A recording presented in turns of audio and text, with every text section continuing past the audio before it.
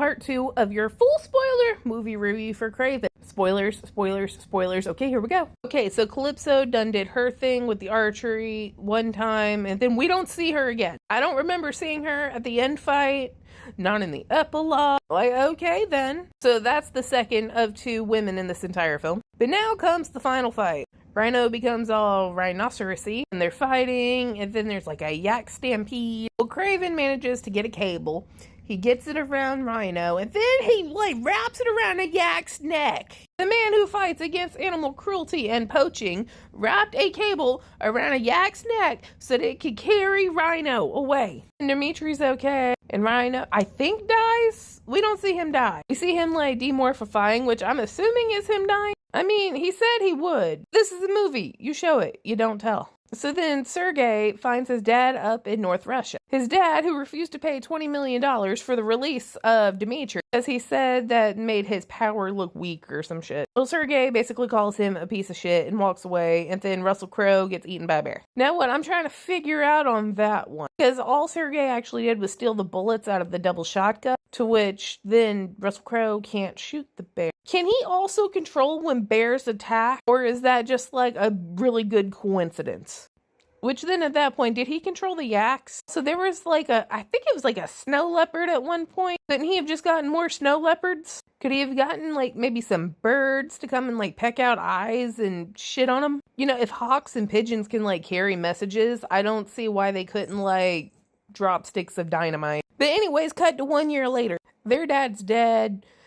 Sergei thinks that Dimitri's completely out of the mafia business, and then come to find out Dimitri just got deeper into the business, that he went to see the same doctor as the Rhino, and he's been transformed into something called the Chameleon, because he was always good at doing voice impressions, and now he wanted the rest of the abilities to match, so he does the same thing Mystique does. But what's funny is, I guess his basis look in between changing back and forth, because we saw it, looks like a damn crash test dummy. Now the thing is, if you're going to call him the Chameleon and make him do those things, and you made Rhino look like a rhino, why does he look like a crash test dummy and not a lizard? Did we run out of funding?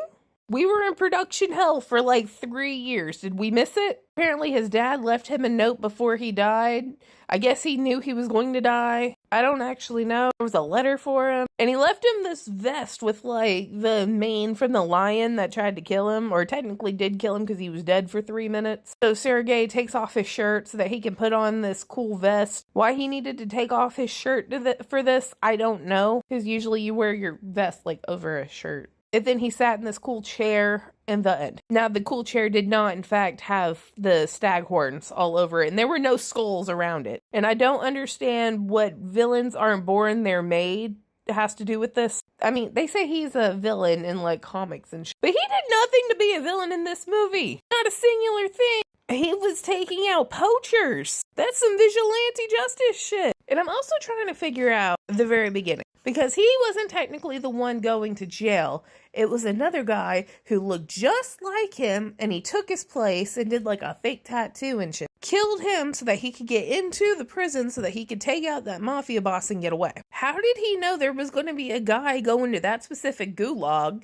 that looked just fucking like him? Down to the hair length, unless he managed to manipulate the system to make sure somebody that looked like him was going in. He knew him long enough that he could copy the tattoo on his neck.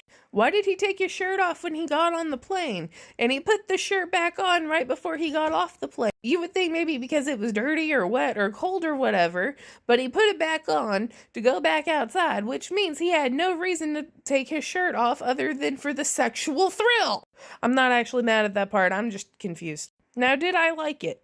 I can't figure it out. A whole ass monastery wall falls on him. He lives. Not a broken back, not a limp, no problems at all. He gets shot with 4 different lethal tranquilizer thingamabobbers. He technically dies, but he's brought back to life. So dies by poison, venom, poison. Would that technically be venom? I don't. Lives from being crushed to death. And I still can't figure out if shooting him would kill him. Because if it doesn't, that means he is a Twilight vampire. The only thing he does not do is sparkle in the sunlight. And also, why is he showing off all these abilities if he doesn't want anybody to know he's the hunter?